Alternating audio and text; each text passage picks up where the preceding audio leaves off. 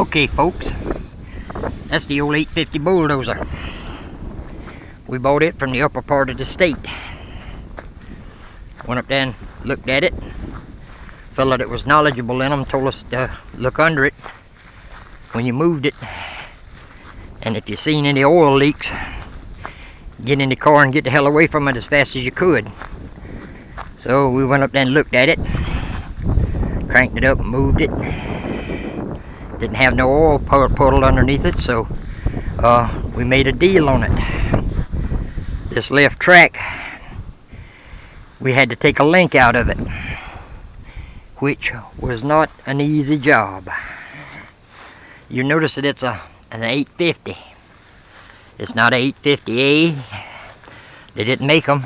It's not an 850B and it's not an 850C. It's just a straight 850. I guess it's one of the first ones they made.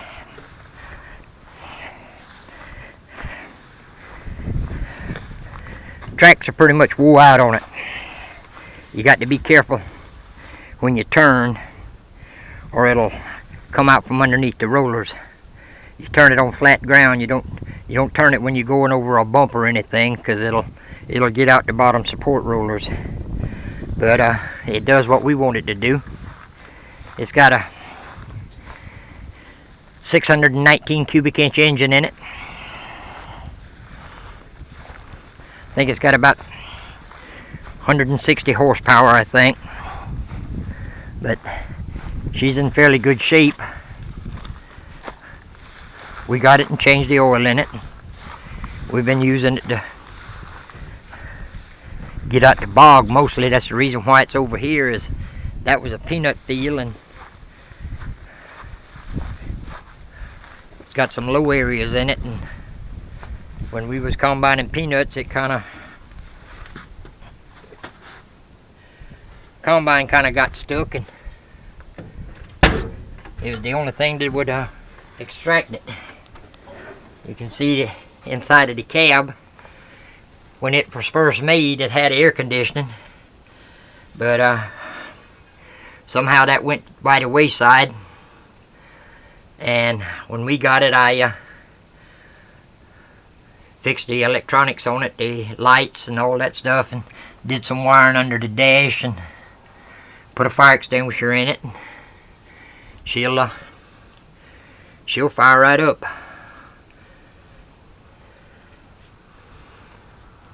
It was you notice that it's pedal steer, so your hands stay free.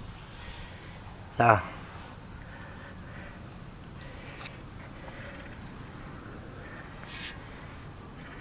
didn't have it about 4,000 hours on it, but I think it was operated by somebody that had it in a rock quarry, because the